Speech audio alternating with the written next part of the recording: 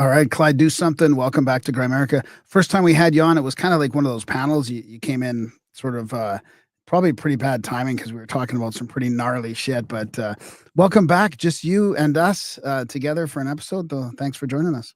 Absolutely. Thanks for having me. Yeah. I like walking into shenanigans. It's Yeah, yeah, awesome. But up close and personal. This is great. Thanks for having me. yeah. No problem. Yeah, we've been following your stuff since I probably found out about you along with most of the other people. I don't know. I'm assuming you kind of had a nice growth spurt through COVID and handling a lot of that stuff, you know. So I actually didn't make a single video about Canadian news or anything until the Freedom Convoy took off. right. What were you doing Yeah. before that? I was doing a series of different things, like producing shows for other people and working on that. I'm a mechanic by trade. That's what I do for a living. I do this every single day. But as a hobby, I was doing YouTube stuff. I had a DIY channel doing, funny skit comedy / mechanic stuff for a while, marginally successful. And then I went on to do political commentary with some American channels and helping out with the production side of things. And then I was a free agent at around New Year's, Christmas time, in 2023 and 2021, and then 2022 New Year's. I actually had a New Year's resolution because I was spending too much time in the evenings just like messing around, chatting with friends, that kind of thing. And I was like, I want to be more productive. So what I'm going to do is I'm just going to go to bed super early, like right after dinner. And then I'll wake up crazy early in the morning and I'll just get stuff that I want to do done. And then I found myself with nothing to do. And then the Freedom Convoy happened, and I was looking at all this equipment that I had and said, well, these are my people. I'm a mechanic. My brother's a truck driver. I grew up with these people. I can't sit idly by and not say anything. So I jumped in the arena, and I didn't think anybody was going to watch. I wanted to live life guilt-free, saying at least I said something when the time was there and I had the opportunity to say something. And sure enough, it blew up. It's crazy. Yeah. And then what's it been like since then? I mean, because now you're doing, like, I appreciate some of the deconstructions. Lately, you're doing some deconstructions that I really appreciate because we're sort of on that same page, but not Okay, some everybody. people don't. Some people don't. Like, it's like 2020 all over again. I mean, it feels like we're going through that again right now. So, mass formation psychosis. Holy cow. Like, I haven't seen this since 2020. I tweeted that out, and that was one of my biggest tweets this past week, was just saying I'm getting some 2020 COVID vibes right now. How about you guys? Yeah, it's been really insane, and I feel vindicated because of what the PBD podcast put out today. I've been talking about this for a couple of days or a couple of weeks now, saying, hello, knock, knock, Conservative Party, Pierre Poilievre, the guy at the very top, get on out there. Why are you staying quiet on all these things? Why are you having milquetoast takes and you're not jumping out there with contrarian, perhaps, maybe a little bit of common sense? We've been talking about that. And PBD podcast, Patrick Bet-David, he put out a video today, just not too long ago, I think around 1:00 Pacific time. And he said, Pierre Poilievre has decided to lose the election and it's all his fault. It's unbelievable. And he said it's because he's not going on podcasts. He's not talking to the people. He's doing the PR game. I gave him the nickname yesterday, PR Poilievre. And I'm sad about it. I'm not giving this news because I'm excited about it. I like Pierre Poilievre. I like what he's doing. I like what he's saying. I just don't like that he's not trying. It's really getting to me. well, it's also the same message as the Liberals. There's really no difference in their messaging. So right now, Team Canada feels like the Conservatives and the Liberals, all the politicians together with the mass formation. I mean, it really doesn't feel like there's any differentiation. He's like either too afraid to look like Trump because they're accusing him of that already, or he's just waiting like he always does, even during COVID, till the whole whole culture shifts enough where he can jump on board. It's sad to see it. I wish he could just be more authentic and just say it like it is. I mean, I don't know. Maybe he will lose some supporters that way. I don't know, but this way is not working either. So he's able to, and that's the thing. He's able to. We saw the moments, the Apple moment in the orchard, right? He gets called out by media, and he's got his quips. He's fast. He's good at this stuff, and he does it on the floor of the parliament when he's doing question period. He's good at it. Why doesn't he apply it? Well, the leading consensus on this is he's listening to his PR team. It's just a Ottawa PR firm telling him, you know what, this is how conservatives win in Canada. This is how you got to do it. You win their support during the primaries. And then when it comes to general election time, you got to appeal to the liberals. You got to appeal to the left of you. And with the liberals knowing that the right is where everybody's moving to the right. And the liberals know this. So they're jumping on, we're going to get rid of the carbon tax. We're going to do all these things. They're basically taking his platform, his entire platform. So he has nowhere to go. He's just, oh, well, if I can appeal to, people on the left, well, I'm just appealing to liberals, the Liberal Party at the moment. And it makes his message indistinguishable from the Liberal Party. Yeah, there may be a few things nuanced here and there, but for the average, just, Joe Blow, don't really pay attention to politics.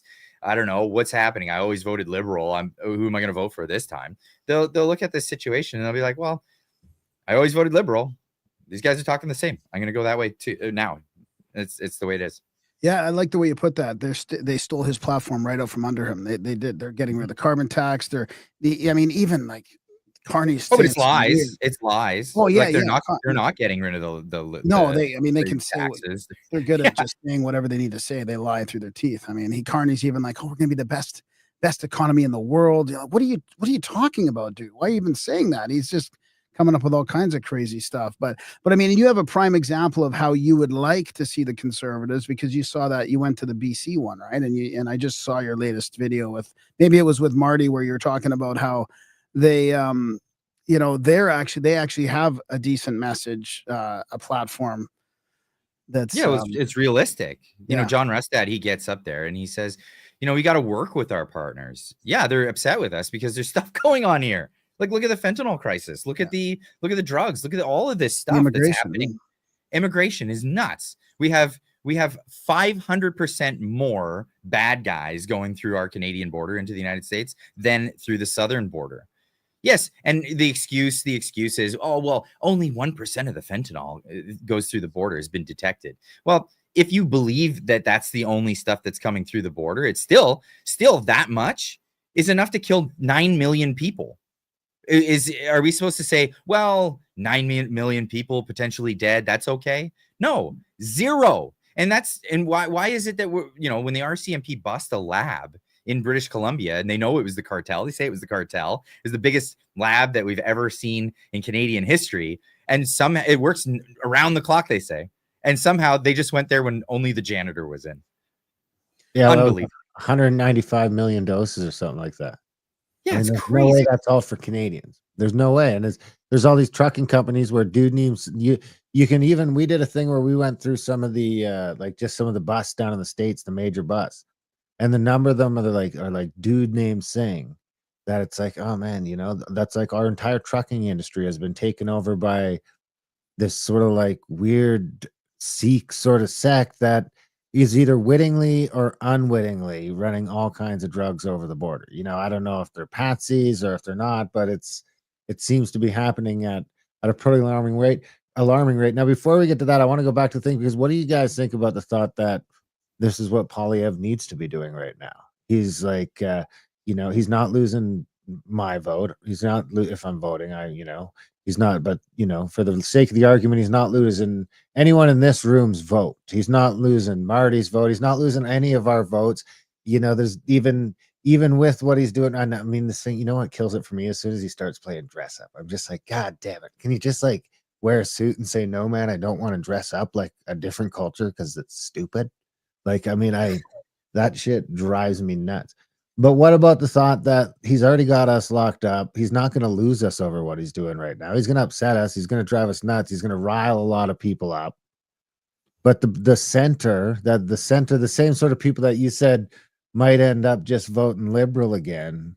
I mean, can't that work the other way too, where they're like, you know what? I've been voting liberal. Things aren't going all right. And you know, this Polyev guy, he's not really that far off. I could almost try him without it.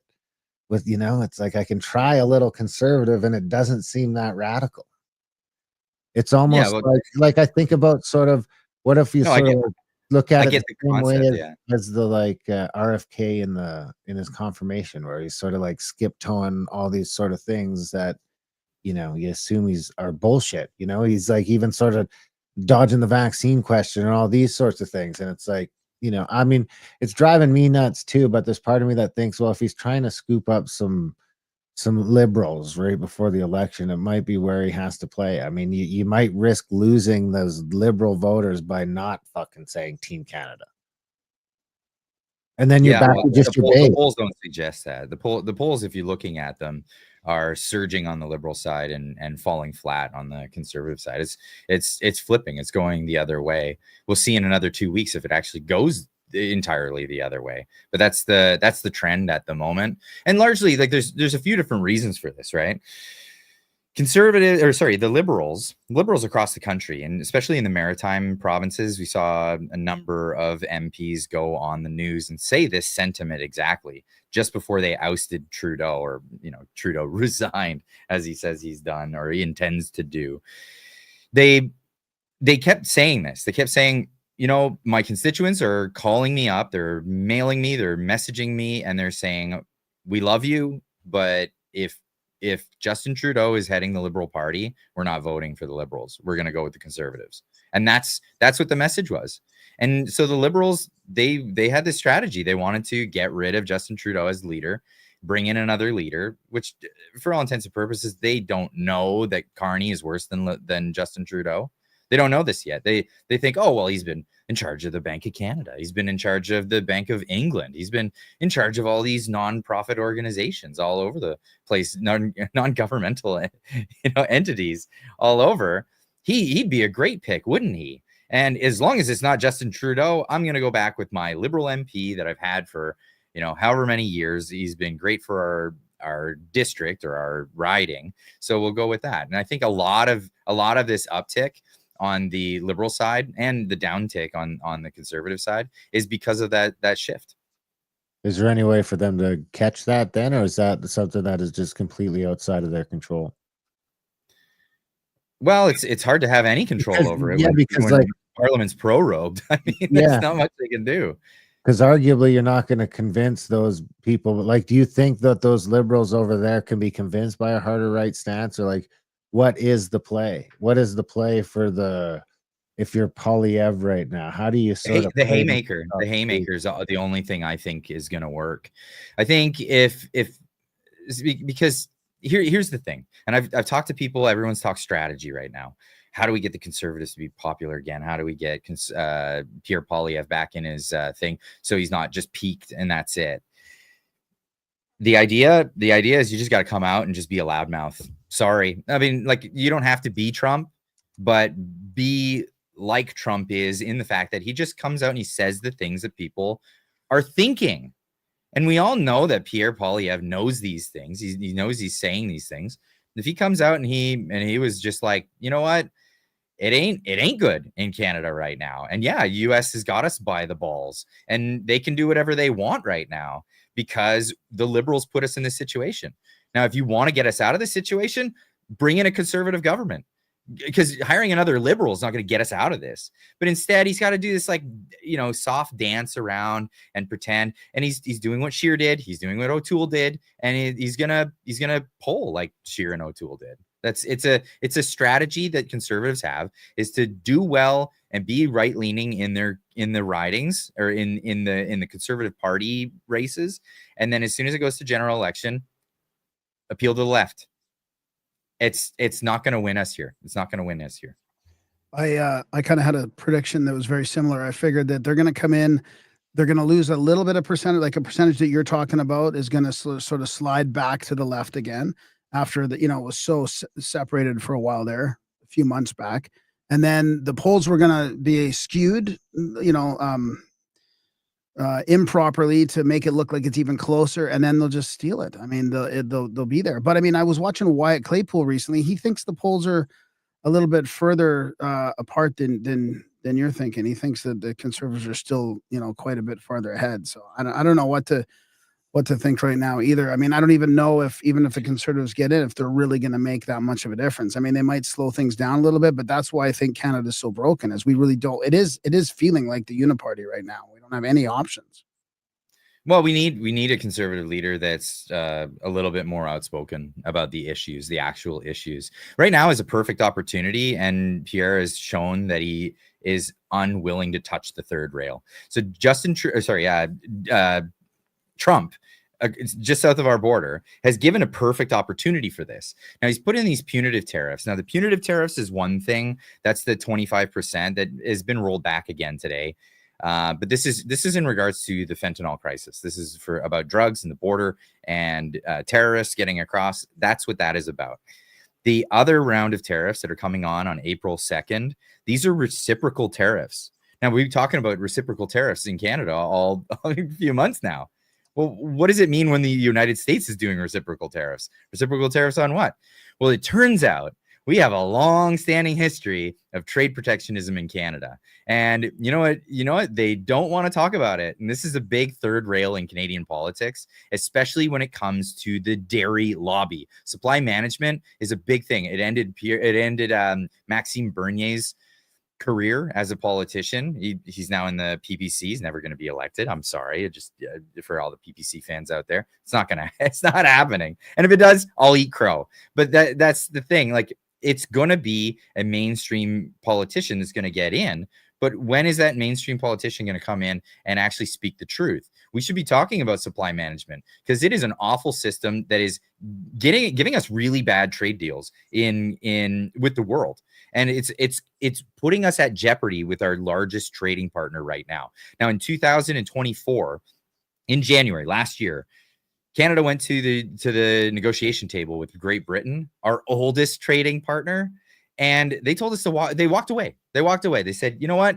Come back when you've got your big boy pants on and you're willing to talk trade. But this 250% tariff on cheese and dairy, not even negotiable. What are you doing?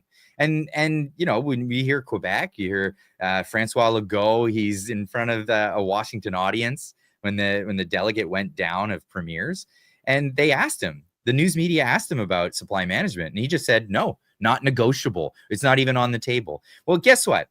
If Canada wants to have massive trade imbalances all over our economy because we want to stick up for a couple of dairy farmers in Quebec, well, that's the direction that we're going to go. But let's not lie about it. Let's say what we're doing. Exactly. And let's be up front with people that's what's happening. Right, exactly. Not only that, but I mean, they're throwing away milk every year too. And this isn't a small percentage. Like, the supply management thing is it just doesn't make sense. It's not a common sense approach when you're not able to sell it to the States, and you're making too much of it, and you have to throw it out because of these what's the word I'm looking for? What's the quotas? Yeah. Quotas. So I have a study right in front of me from the Ecological Economics Institute, and it's over 6 billion liters of Canadian milk was wasted since 2012. 6 billion liters. So you take that without even adding the U.S. market, and it's like you should be paying a third of what you're paying for milk at the store. That's why when you get it down to a consumer level, your cheese, your butter, your milk, everything every Canadian is buying at the store that's a dairy product should be costing you like 30 to 40% of what it's costing you. Well, it's worse too. Like, they tell us that they're doing this to save us for our health because, United States has growth hormones and things like that. It turns out that there's only a small percentage of dairy farmers that use growth hormones in the US, and it's all it's not for human consumption. This is other products that get made with that milk. But what they don't tell you in Canada, because there's a quota system, and even the dairy farmers are suffering under this. It's really just the cartel that owns that, the dairy cartel. They're the ones getting rich off everybody suffering. But when the dairy farmers, what they're doing is they're actually putting palm oil into the feed for the cows, because what it does is it makes the dairy cream heavier. So you have more buttermilk floating to the top. And this is why our butter sucks in Canada, because it's chock full of this oil, this palm oil, and it makes your butter hard and it tears the crap out of your bread. I mean, go to another country. Go to another country, try their butter, come back and tell me that, oh, it's so good to have the dairy lobby. It really is not good. It costs us money. It's wasteful. And guess what? Those farmers could be doing something better, and Exactly. we could be eating the Americans' lunch. Honestly, if the Americans want to subsidize milk and buy us food, let them. Great. Let's do something else. Yeah, well, so I mean, that just kind of opens up this bigger can of worms, because that dairy, this whole supply management thing, I mean, the reason you can't touch that is for that exact reason. It's in this Laurentian Valley. It's packed full of representatives. The votes that are down there are going to control the House of Commons, and that's going to happen perpetually, forever. And there doesn't seem to be any way for anyone, sort of west of that. And I mean, you don't even have to take that. I'm not even talking Alberta and all that. You could basically draw that line at like Sudbury, man. Like you could go like 4 hours north of Toronto and draw the line there. And the rest of the country doesn't have any sort of say in affairs. And this is sort of like coming, I would say it seems like and we're probably in a bit of a bubble for sure, but it seems like this sort of thing is coming up again at a higher level than the fervor's higher than I've ever seen it before. What's your thought about like just that? Because you're out west too.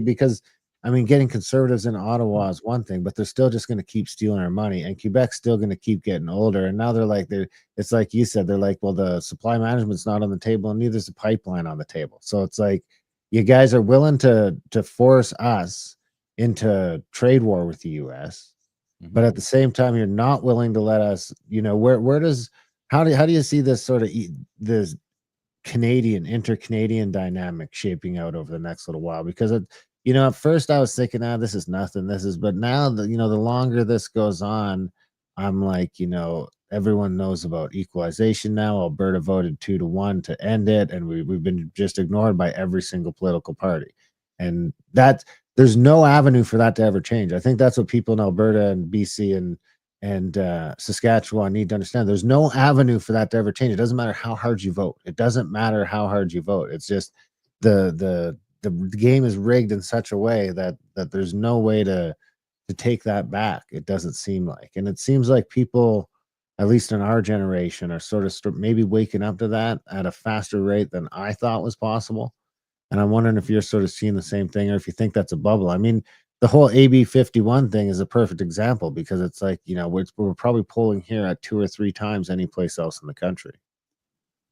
Well, I would There's gotta be say a reason for that.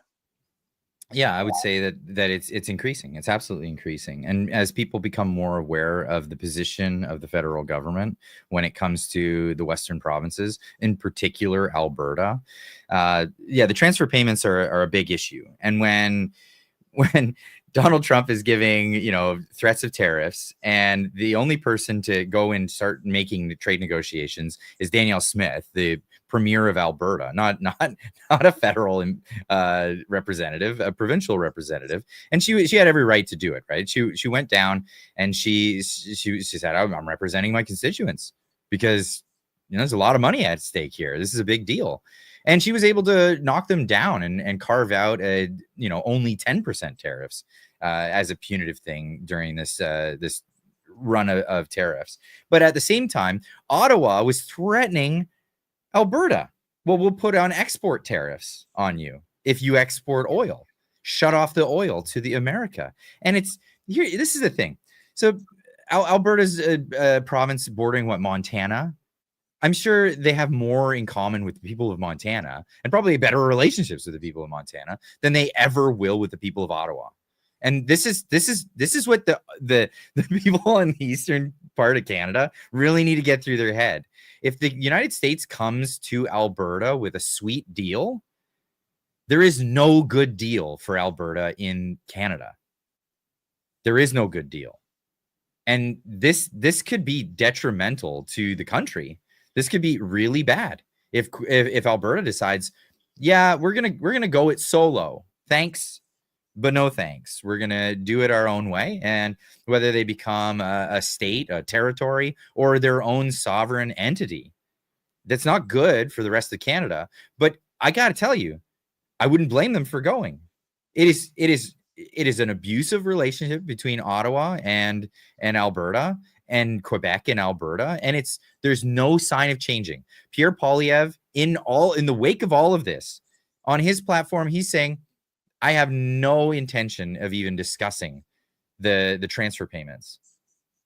Yeah, and it's sad to see Danielle actually back off all that stuff and then just go right in lockstep with Pierre and everybody else about the Team Canada and the tariffs. I mean, I saw the recent video from her, and she's just saying, "Oh no, there is no interest here in becoming 51st state." Like, bullshit. You know, there's a huge not underground, but a groundswell of people that want to look at this option. So it's just disappointing. You know, the one premier I had some respect for that I thought maybe would make a difference seems to be just falling into this whole trap again. It's just, I have a it's just question, like actually. 2020 again. It's You're absolutely right. It's been a big disappointment, and I don't know what is it that they have on politicians. As soon as they get in, they start flipping and they start saying different things, go against their message.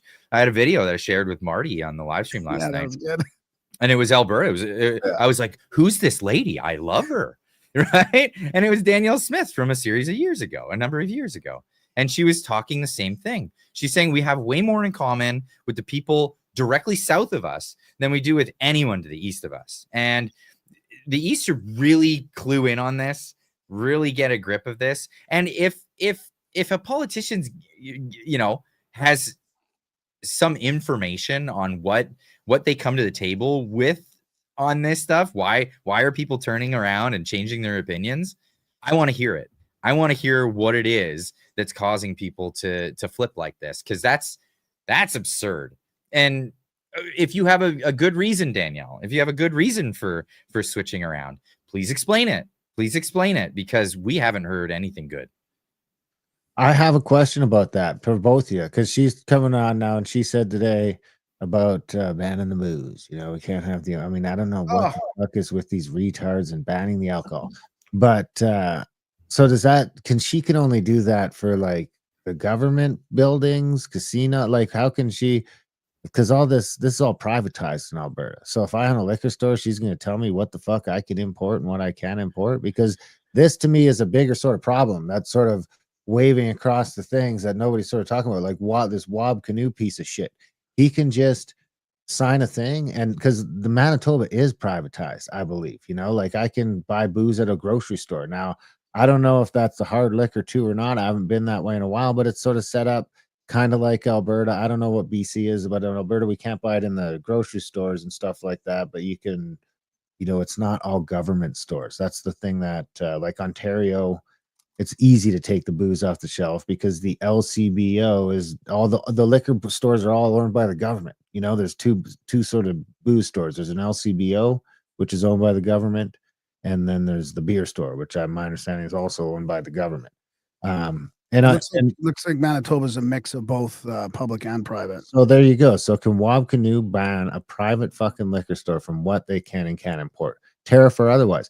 Because if he can, that's a problem. That's a problem that everyone's sort of glossing over. It's like, whether it's just booze or not, no elected official should just be able to, at the stroke of a pen, without passing any, without not at least meeting with your elective board, with your representatives to pass a law, should not be able to start. I mean, from my perspective, they shouldn't be able to be banning anything under any circumstances.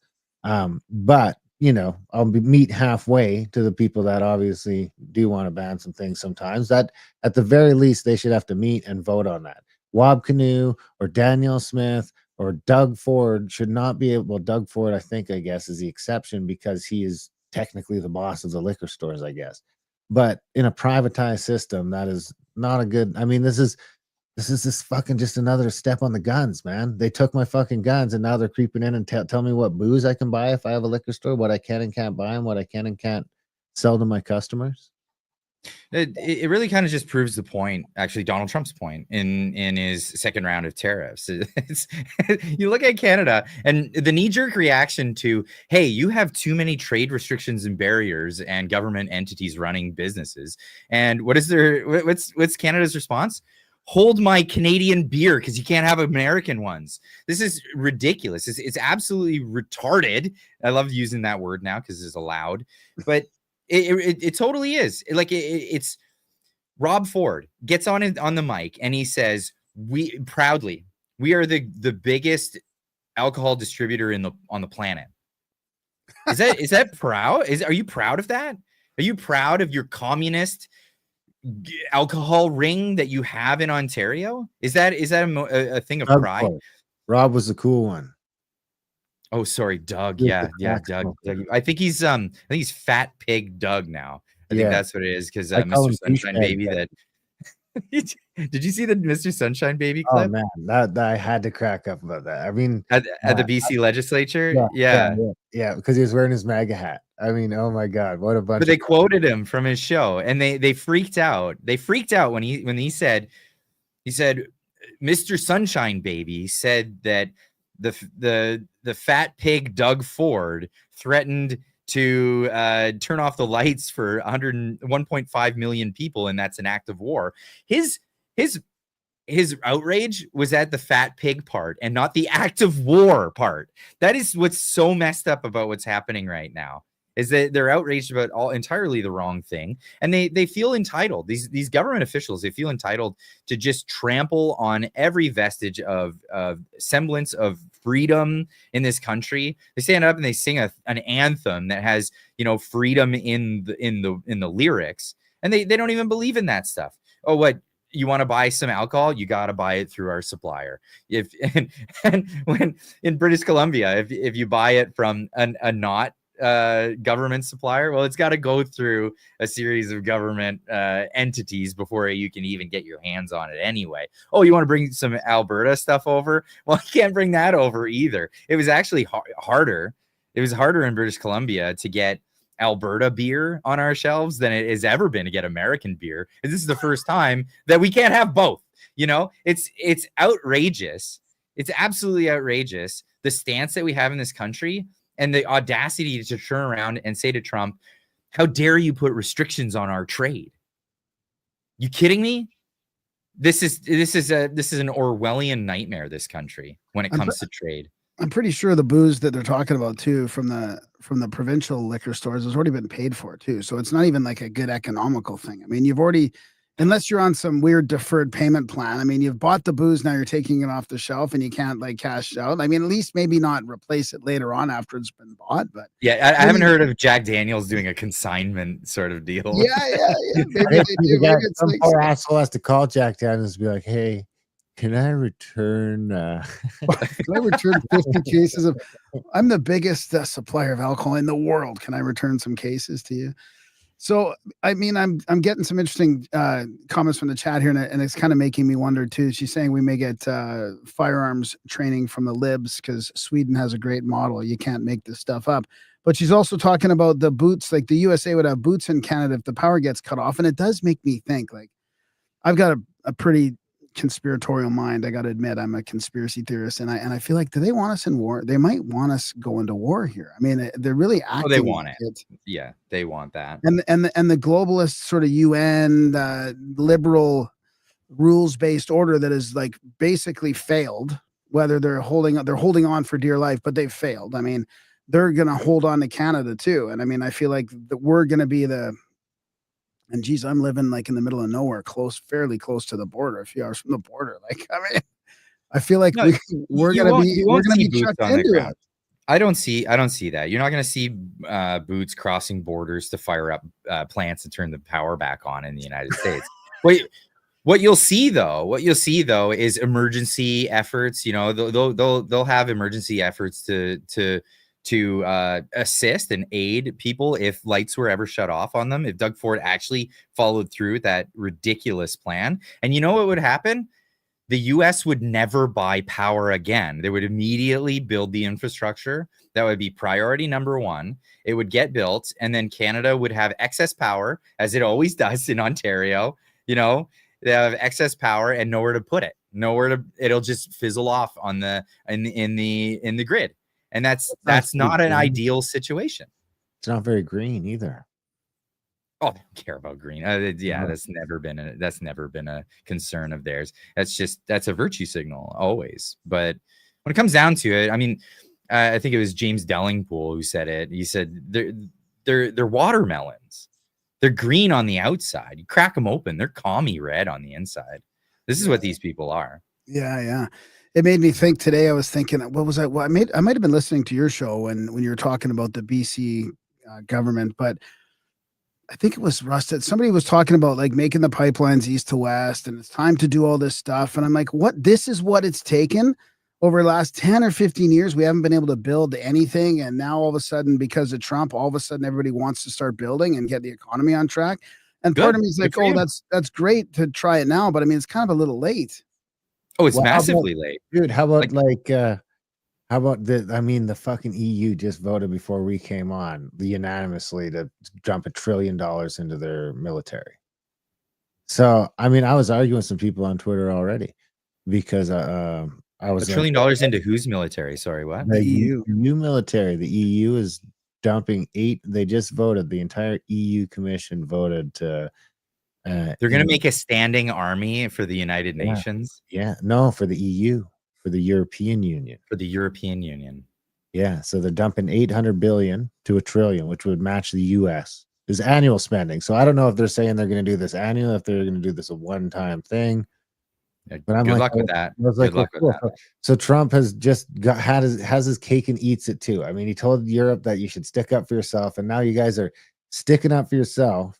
And you're about to spend $600 billion on US shit. And who are you gonna buy it from? You're gonna buy it from Raytheon. You're gonna buy it arguing with me on Twitter that they're gonna buy it in Germany and some other place. And I'm like, you fucking nuts. I was like, nobody makes it. Nobody makes it. The US and Russia and China have the market cornered on arms. North Korea is a huge arms dealer. They do fraudulent and counterfeit AK-47s. It's a huge I wonder how good they are. Well, it's going to be drones. I mean, if they're not investing in massive fleets of drones and stuff, I mean, this is going to be interesting to see where that 800 billion goes, because it's the whole warfare has changed, hasn't it? I mean, I got a whole case of drone shots. Building robots and drones. I mean, that's what they should be doing with it. Yeah, that's exactly what we want to be doing. Just at the advent of the singularity for AI. Yeah, that's we want to have a whole bunch of warrior drones. Warrior dogs and drones. But I'm not agreeing with that. I'm just saying that's the way it's going. I mean, look at how many drones are getting made and destroyed in Ukraine and Russia right now. Number 8. That's the business to be in. For drones. Yeah, they're just blowing up people. It's disgusting. What's happening. It's disgusting. It seems like the world does not want this war to end, though. I mean, to see this shit comes out. The world does. There's a small group of elite that are running that want it, and we know who they are. You see the words coming out of their mouths. They're like, that peace is more dangerous than war because war might happen again. I mean, what the fuck, man? What a crazy thing to say. What was this saying? That's what, dude, like almost every leader in Europe has come out and said that peace between Russia and Ukraine, a peace deal, is too dangerous because it might end up with war later. So we just need to have war now. Yeah, that's dumb. This is where Europe's at. I don't see how Europe is not marching into war. I really don't.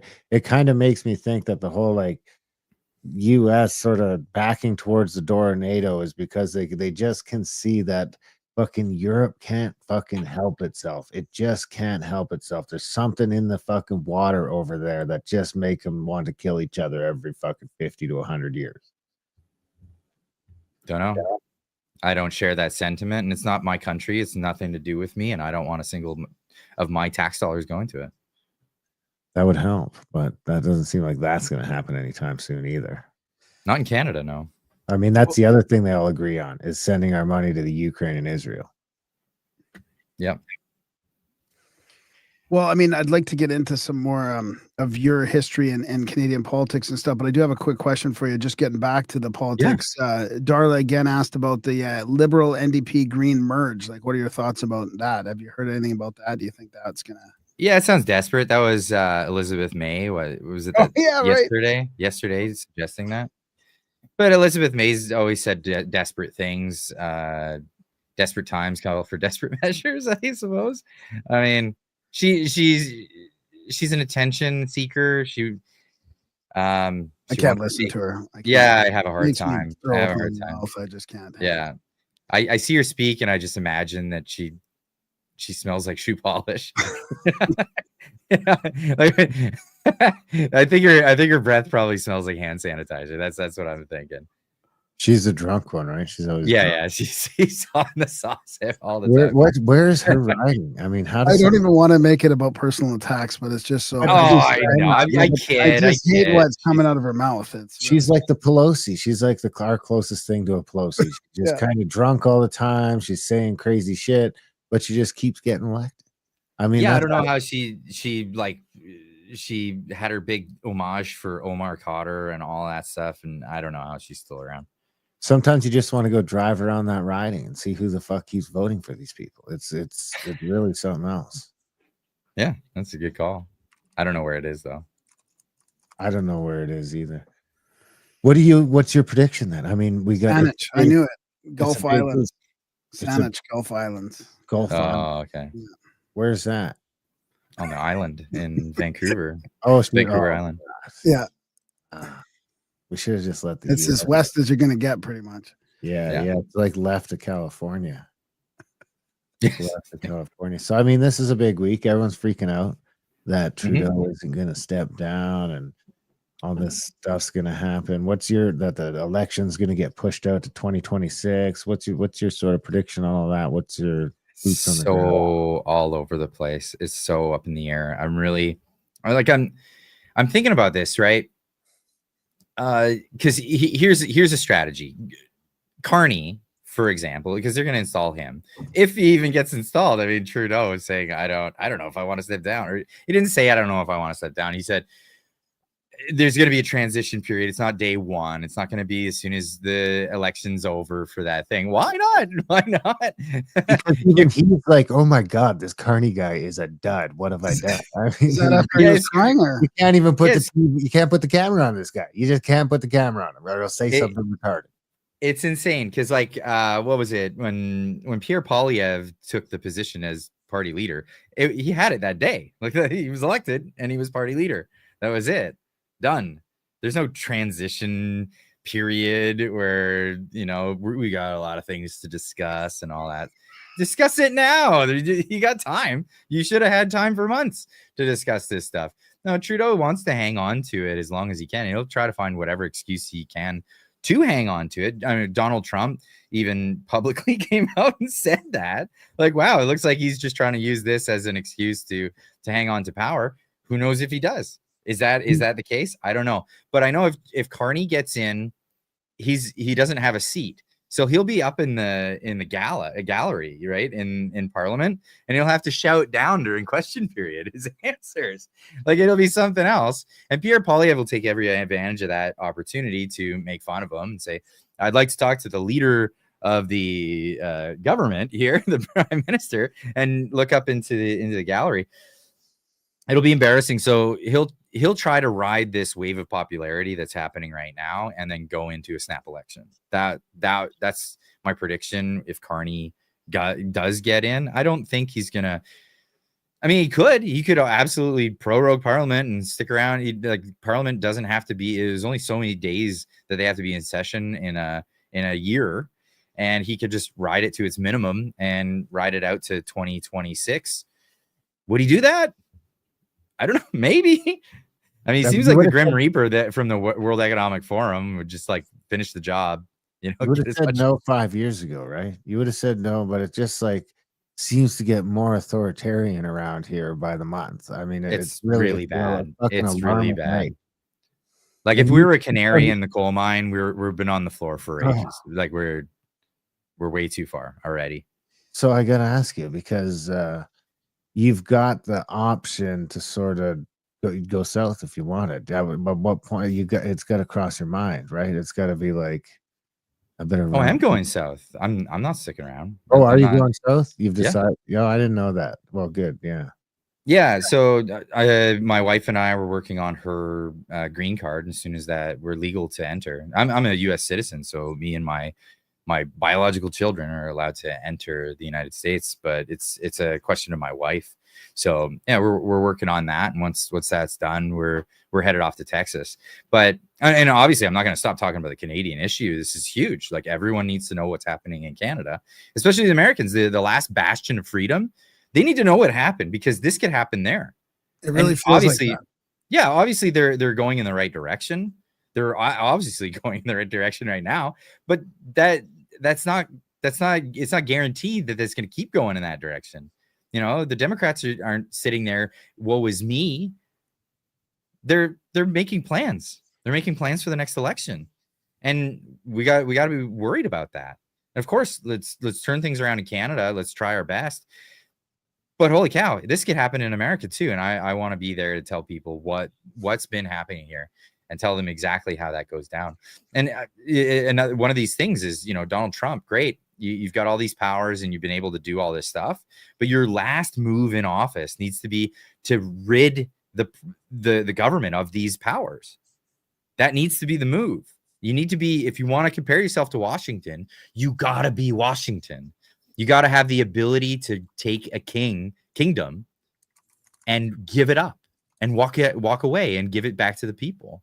This is something that was done in 1776, and it hasn't been done since. I want to see it happen again, or else there's a possibility that someone else could come in.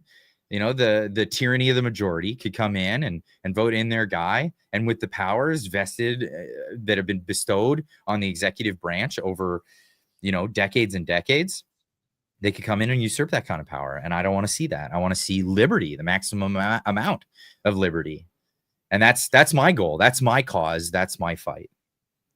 What was the straw that broke the camel's back? When did you decide it was time to leave? Oh, the straw that broke the camel's back with my family was being rent evicted in our place. So if you noticed, since you've been watching me before, the whole set's changed. Used to have a piano in the back, all that stuff. I had to get rid of everything. I had to get rid of most of my possessions, my everything, so that we could live in a temporary spot until immigration comes in. We're living in a small apartment with my whole family, and our rent went up by $20,000 this year. Yeah, like this is what happened. We were rug pulled by a landlord that wanted to kick us out and raise the rent by $5,000 or whatever it was. Yeah, it was insane. And I'm not a single case in this. I'm not the only person that this has ever happened to. This is happening across the board throughout Canada. And, you know, we looked at the situation. We're like, well, we can't even live in this town anymore. And if we're going to move towns, we're going to pack up everything. I have to quit my job. I have to, you know, pull my kids out of school.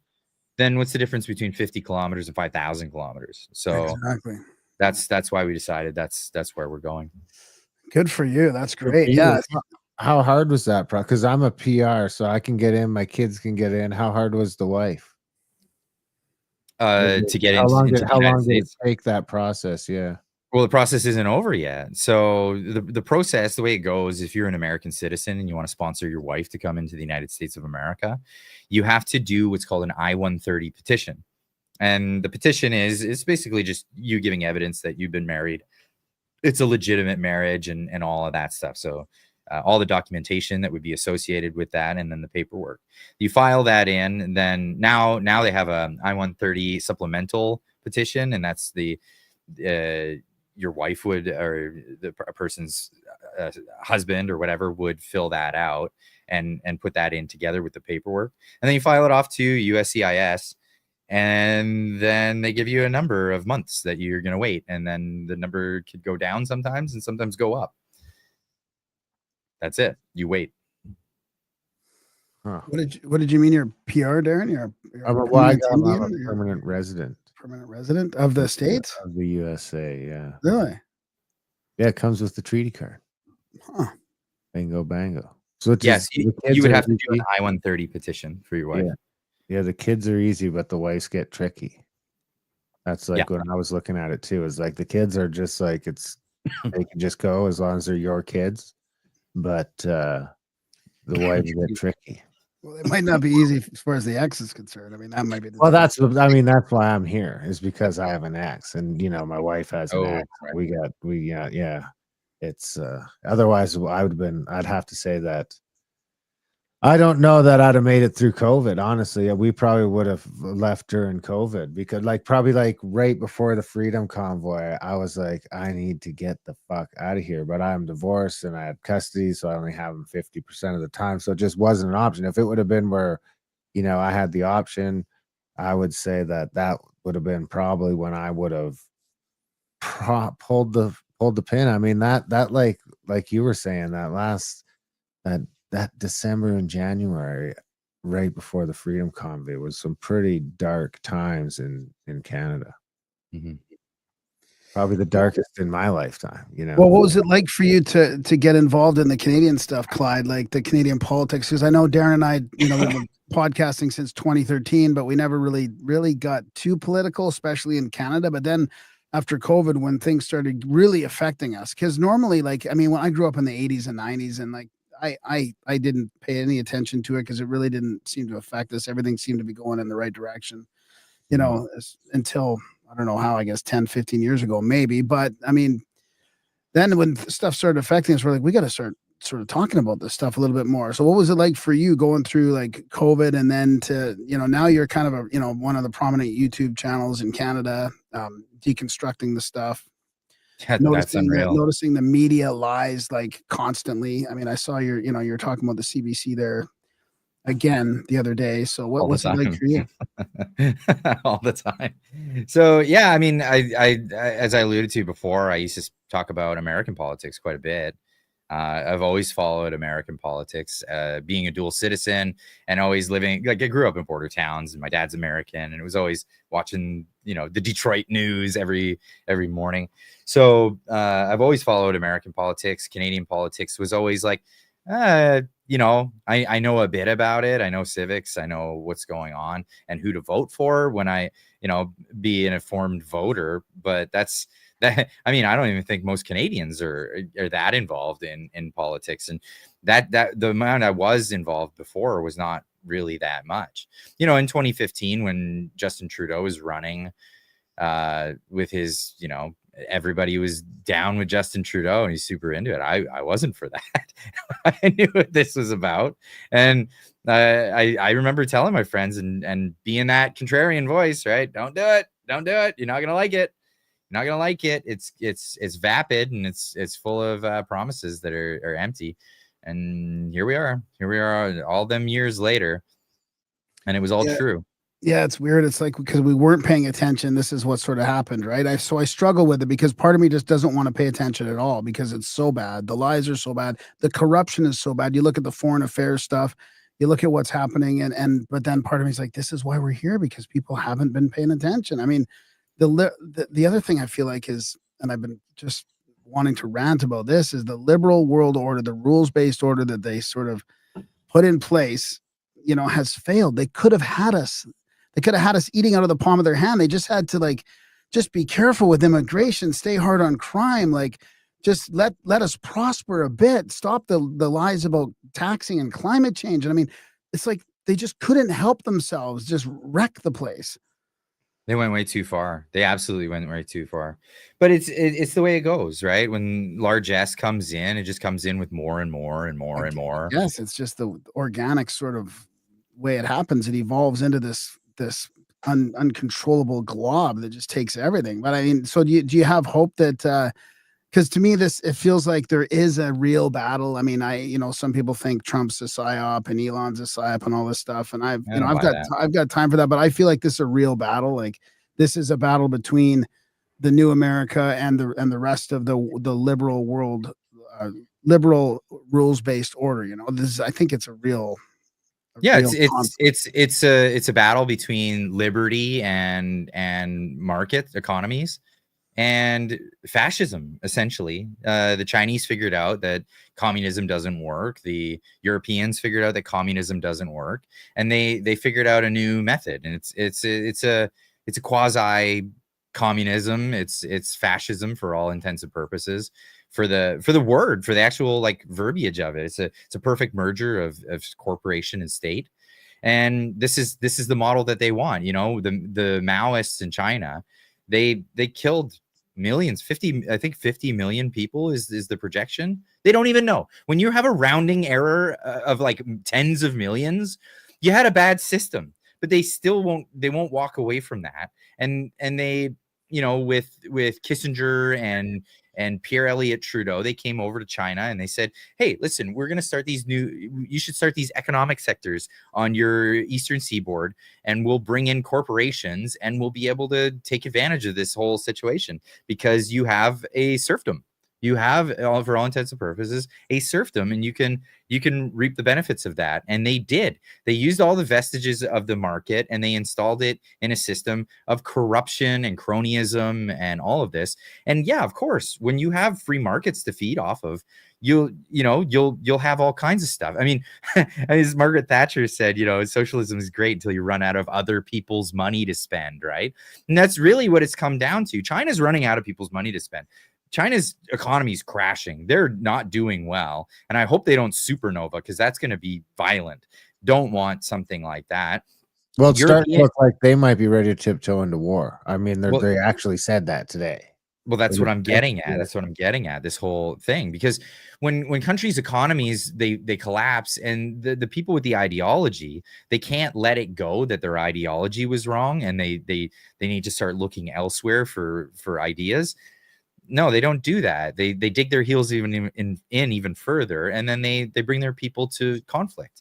That's what happened throughout history. We're looking at that in Europe as well. We're looking at all these socialist utopias that were brought about. You know, the Germans with their socialist utopia, all the Scandinavians that were doing quite okay because of all their oil money, and then all of a sudden things got upset because a ton of people who had completely different cultures started moving in, and then the grenade attacks started. It's like it's really insane how much they've sabotaged this whole thing. It's not going to work out, and the only way to go back to it is traditional values and market economies and liberty.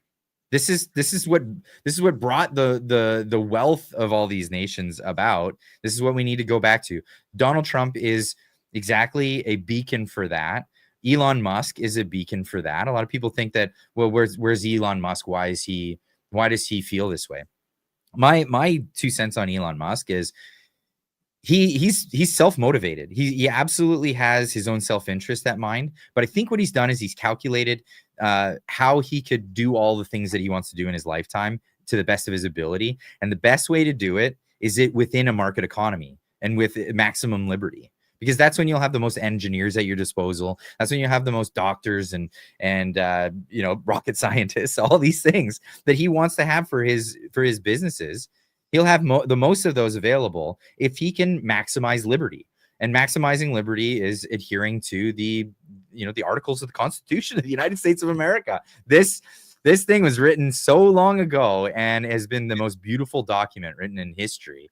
When it comes to the ability to produce mind-boggling results. It's amazing. Rant over. It's a good one. So, I mean, where does that put our Constitution? I mean, Quebec didn't even sign it. It's kind of a mess. It didn't really give any power back to the people. It's trash. It's absolute trash. And it has a big clause at the end, the notwithstanding clause, saying, well, all these rights that we guarantee you, well, we don't really guarantee them if it's inconvenient for the ruling class. That's nothing. When you read a document that says the very first thing is we the people, we're granting to the government certain things, and these are the things that you shall not infringe upon. It's a document. It's the most beautiful document out there. The Canadians, I mean, for all intents and purposes, shit the bed on that one. They just did not write a good document, and it's not held up well. It hasn't held up well. And I would even go as far as to argument that the British parliamentary system, the Westminster parliamentary system, is just not a great system. It's rife with opportunities for waste, fraud, and abuse. And guess what? We got a lot of. We've got a ton of it here. Yeah, it's go ahead, Graham. No, go ahead. It's also become pretty apparent that, and I mean, I guess it's probably the same in the States in a lot of ways, but the States can sort of insulate from it with a lot of they seem to have a lot more sovereignty, a lot more control over things. But Yeah, it because seems of the like, Constitution. Yeah. yeah, because here you just end up with the leader of a party's running the place. We're finding out now that he doesn't even have to be elected. He can just, be the leader of the party. He doesn't have to hold a seat. He can stand up in the booth, and he can theoretically do whatever. And when they have that majority government, the people don't really seem to have a say in anything. It really turns into a dictatorship fast. And we get these fake politicians that clearly don't speak for the constituents. I mean, that's kind of probably the most depressing part of the whole thing is the party lines thing. It's like really, you guys, like, it should just, I'd like to see a system where, the US is definitely a lot closer. I agree that the US is definitely come with the system that is the closest to freedom. It seemed the hardest to fuck up, and they're on the verge of fucking it up. Mm-hmm.